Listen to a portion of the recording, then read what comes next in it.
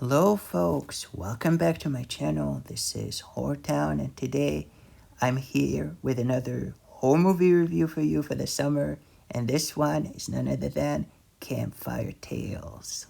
The 1987 horror movie, straight to video horror film, right?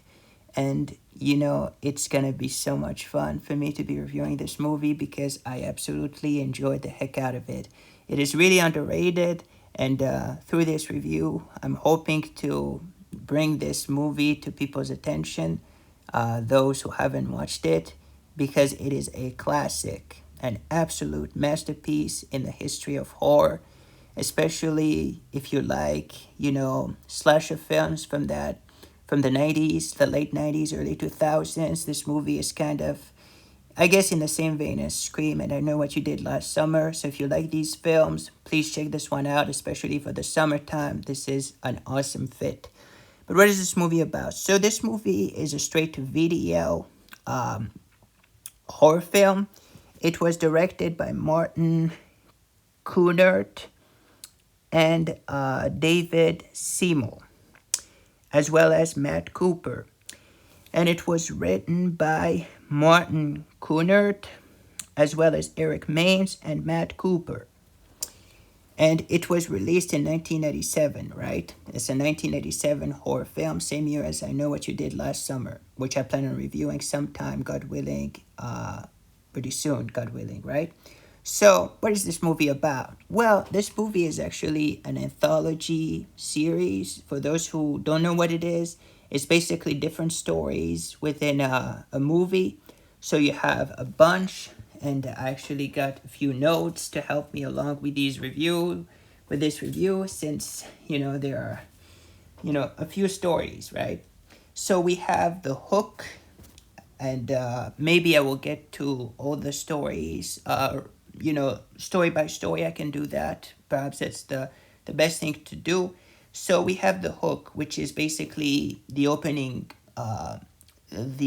scene of the film. The movie opens in this with this story. It's a black and white story, this one, and it stars Amy Smart as Jenny, and as well as James Marsden as Eddie. And basically they're hanging out together, and they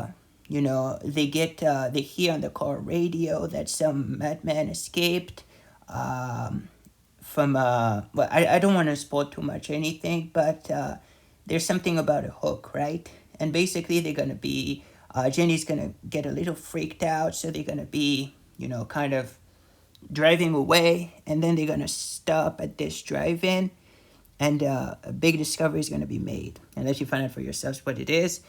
Then we have the campfire, which is basically the kind of, I guess, main story in this film. And the campfire is basically, we have our main characters of the film. We have J.R.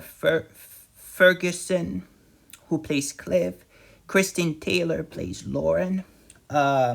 Christopher Marsden plays Eric. And Kim Murphy plays Alex. And basically, they're a bunch of, I don't know if they're high school teenagers, I guess, something like that. And basically, they just come home from a concert, and they're going to be driving down that lonely, sort of deserted, scenic route. This deserted road by the trees. And basically, something is going to happen involving some kind of a crash.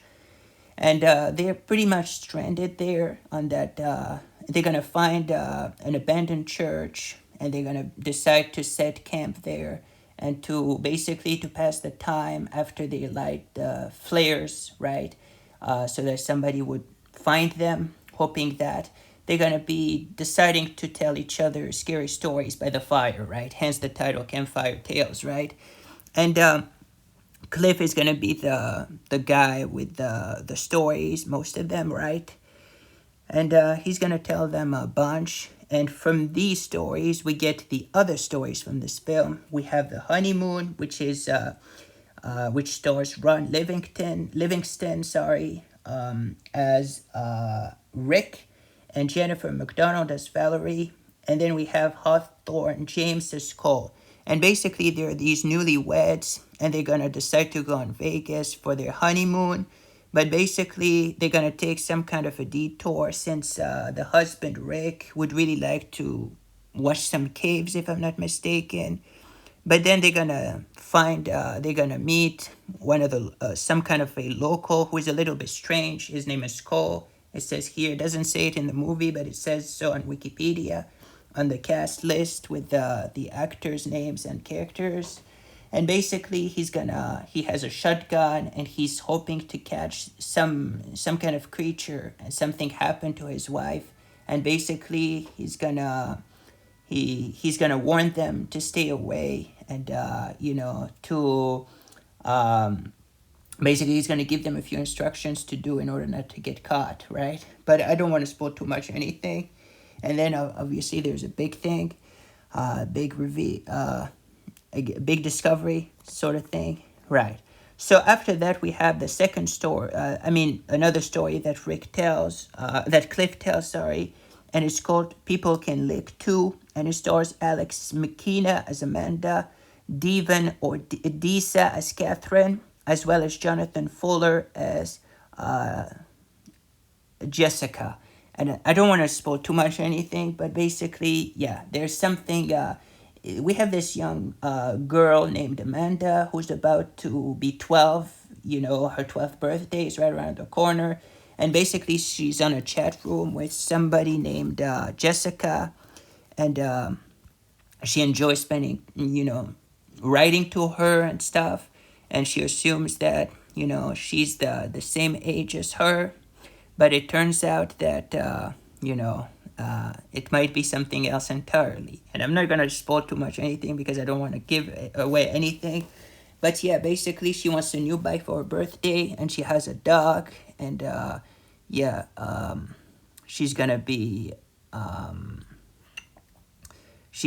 birthday is coming up, and she's pretty excited about it. But at the same time, something might happen during one night.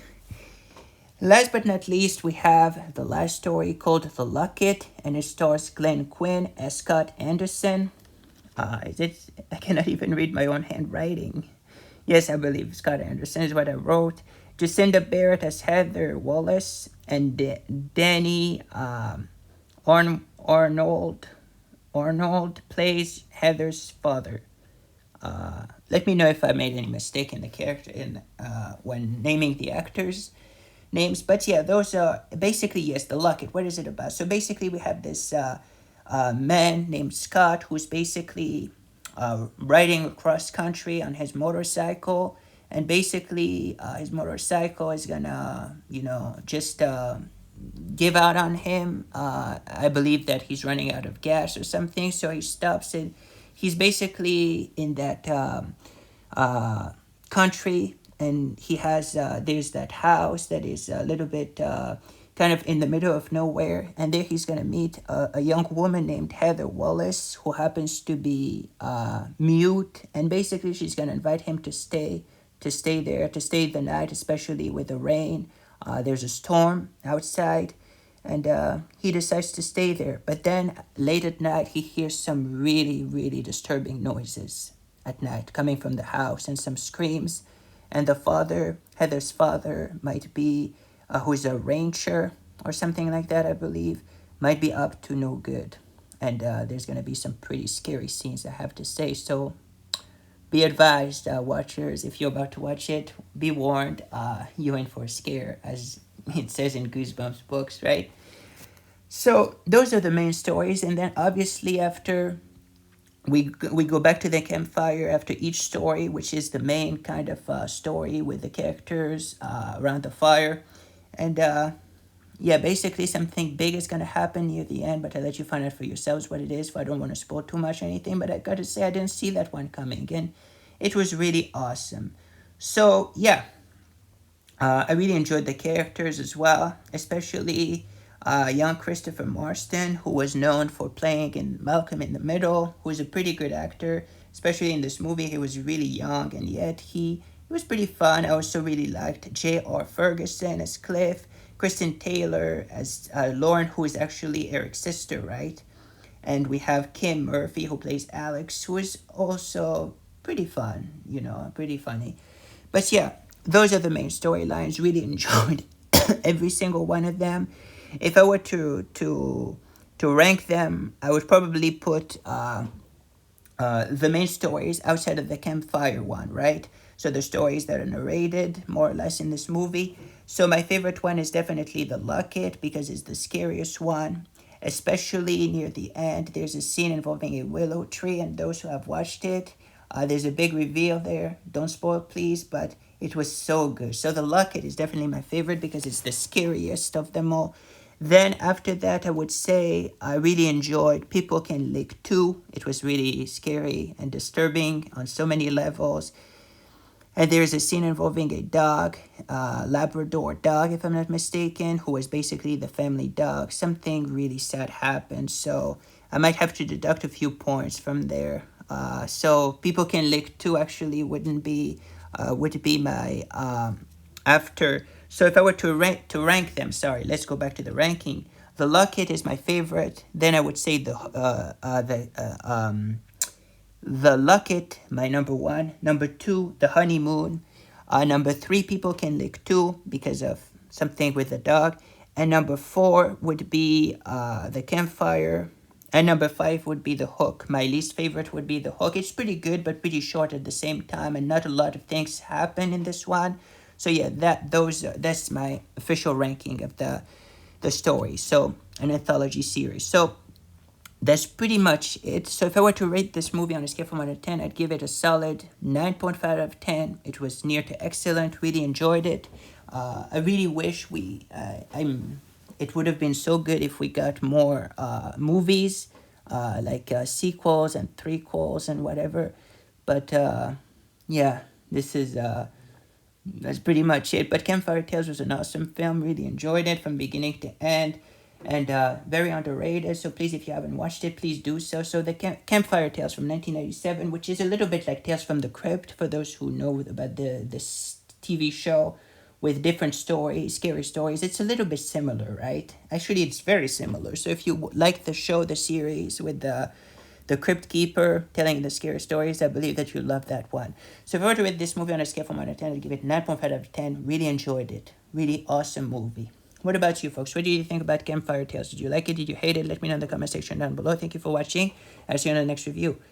This is Horror Town for you signing off. And once again, just before ending this review, I apologize if it's been a while since my latest review. I intend on continuing with the Friday the 13th reviews, God willing. I apologize. I've been caught up in so many things, but God willing, I intend to continuing with the review. So thank you for watching, and I'll see you on the next review. In the meantime, folks, stay safe. Goodbye. Take care. Happy summer, and if you get to go to camp, enjoy the weather, enjoy the summer, and if you haven't watched this movie, you can do so. It's really good, a perfect fit for the summertime. Goodbye. This is Horror Town signing off.